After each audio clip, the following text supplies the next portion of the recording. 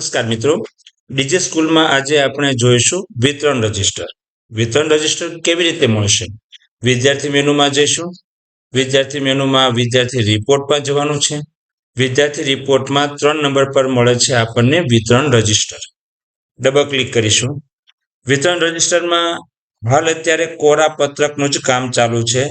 પ્રીફિલ data અત્યારે use નથી કરી શકતા, એ કમિંગ સૂન છે. કોરા પત્ર પર ક્લિક કરીએ અને આપણે ધોરણ પસંદ કરીએ. એક્ઝામ્પલ રૂપે 3A લઉં છું. હવે અહીંયા છે રિપોર્ટનો પ્રકાર. 2 પ્રકારે રિપોર્ટ કાઢી શકો. એક વસ્તુવાળો રિપોર્ટ, જેમ કે એમાં એક વસ્તુની સંખ્યા લખવાની આવે, સહી આવે અને રિમાર્ક્સ આવે. 2 વસ્તુવાળો રિપોર્ટ કે જેમાં સંખ્યા સહી અને રિમાર્ક્સ આ રીતે આવે. તો હાલ અત્યારે આપણે 2 વસ્તુવાળો રિપોર્ટ પસંદ કરીએ. હવે 2 વસ્તુવાળો રિપોર્ટ પસંદ કરો એટલે એમાં 5 હેડિંગ થયા: સંખ્યા સહી અને રિમાર્ક્સ. તો હેડિંગ 1માં સંખ્યા, તો પછી શાની લખવાની છે? તો હું ટાઈપ નથી કરતો, તમે ઈચ્છો તો અહીંથી ટાઈપ પણ કરી શકો. જે ટાઈપ કરશો તે નેક્સ્ટ વખત રિપોર્ટમાં તમને અહીંયા લિસ્ટમાં જોવા મળશે. હાલ અત્યારે ટાઈપ કરવાનો સમય ના બગડે એટલા માટે હું બધામાં એ સિલેક્ટ કરી લઉં છું. હા, તમે પણ ઈચ્છો તો આમાં તમારી ઈચ્છા મુજબની વસ્તુઓ લખી શકો.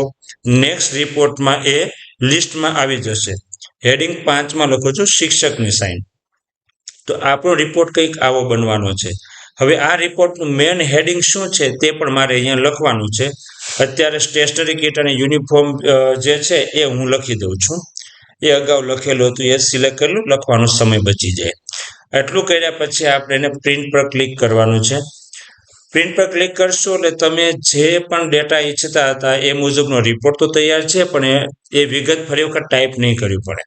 સ્ટેશનરી કીટ અને યુનિફોર્મ, વિદ્યાર્થીનું નામ અને હાજરી નંબર, સ્ટેશનરી કીટ અને નીચે એક લાઈન ખાલી છે તેમાં તમે સંખ્યા કે કોઈ પણ વસ્તુ લખી શકો.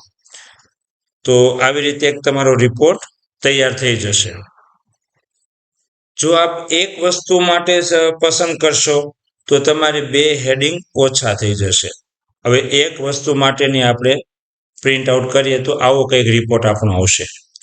નામ, સ્ટેશનરી કીટ, વિદ્યાર્થીની સાઇન અને શિક્ષકની સાઇન. તો આવી રીતે આપણે રિપોર્ટ પ્રિન્ટ કરી શકીએ છીએ.